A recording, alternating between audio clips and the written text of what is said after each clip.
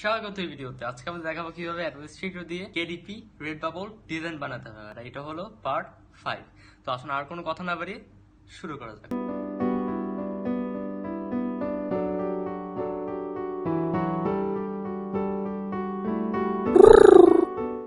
যারা এই চ্যানেল নতুন, আমার নাম হলো তানভীর। আমি এই চ্যানেলে শেখাই print on demand, designing tutorials, online business, এমন আরও অনেক যাবতীয় জিনিস। তো আপনি যদি এই জিনিসগুলোতে ইন্টারেস্টেড হয়ে থাকেন তবে অবশ্যই এই চ্যানেলটিকে সাবস্ক্রাইব করুন, সাথে থাকা বেল আইকনটি প্রেস করুন যেন এই ভবিষ্যতে এই চ্যানেল থেকে আরও ভালো ভিডিও পান। তো প্রথমত আমরা টেস্ট করে স্ক্রিনে চলে যাই। এবার আমরা দেখি ব্লেন্ড টুল। ব্লেন্ড টুলটা কি? তো যে কোনো কালার নিয়ে আমরা মনে করুন এখানে লাল, তারপর একটু দূরত্বে রেখে এখানে রাখলাম আমরা এখানে ফিল্টার দিলাম সবুজ। তারপর আমরা দুইটাই ধরলাম বা দুইটা না ধরলাম, তারপর আমরা এই যে ব্লেন্ড টুলে গেলাম, তারপর আমরা এটা ধরলাম, তারপর আমরা এই যে এই জিনিসটাতে আমরা একটা ক্লিক করলাম, তারপর এই জিনিসটাতে আবার একটা ক্লিক করলাম। দেখুন দুইটার মাঝে গ্রাডিয়েন্টের মতো যেটা ছিল সংমিশ্রণ, মানে দুইটা যোগ করে দিলাম।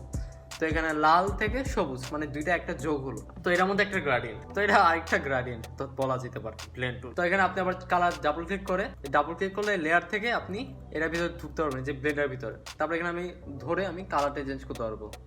এই যে আবার লাল করে দিলাম, আমি এখানে এইটা দিলাম, দেখুন কত সুন্দর। তারপর আমি এখানে ঘুরিয়ে এখানে রেখে দিতে পারবো। তারপর এখানে বিভিন্ন শেপও আপনি বিভিন্ন জিনিস করতে পারবেন শেপ দিয়ে। তো তারপর আমরা নেক্সট টুলে যাই, সিম্বল স্পেয়ার টুল। এটা দরকার নেই, তো এটাও বাদ।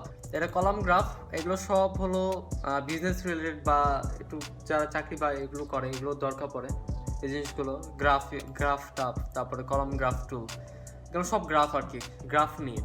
তো এটা দরকার নেই এই জিনিসগুলোতে, তো এটা আমরা বাদ দিই।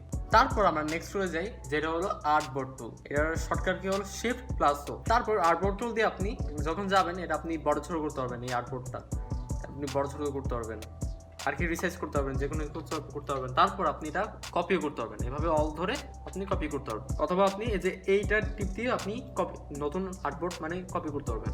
তারপর আমরা নেক্সট টুল যাই, এটা হলো স্লাইস টুল, কিন্তু এটাও গুরুত্বপূর্ণ না, এটাও বাদ। এখানে অনেক টুল আছে যেগুলো একবারে গুরুত্বপূর্ণ না, দরকারই পড়ে না, তো এগুলো আমি ইগনোর করলাম। তারপর নেক্সট টুল হলো হ্যান্ড টুল। হ্যান্ড টুলটা প্রথমেই দেখিয়েছিলাম আমি, এই যে হাত ধরানোর জন্য। আর জুম টুল হলো এই যে জুম ইন জুম আউট, এইটা। তো আজকের জন্য এই পর্যন্তই। এই ভিডিওটি ভালো লেগে থাকলে অবশ্যই এই ভিডিওটি লাইক দিন, এবং এই চ্যানেলটিকে ভালো লেগে থাকলে অবশ্যই সাবস্ক্রাইব করুন, সাথে বেল আইকনটি প্রেস করুন যেন এই চ্যানেল থেকে আরো ভালো ভিডিও পান। তো আমি আমার পরবর্তী ভিডিওগুলোতে আমি অনেক ভিডিও দিব, যেমন কেডিপিতে কিভাবে আপলোড দিতে হয়, কিভাবে ইন্টারভিউ বানাতে হয় ক্যানভাতে, অ্যাডোবি ইলাস্ট্রেটরে। তো আপনি যদি পেতে চান আমার সাথেই থাকুন। তো আজকের জন্য এই পর্যন্তই, বিদায়।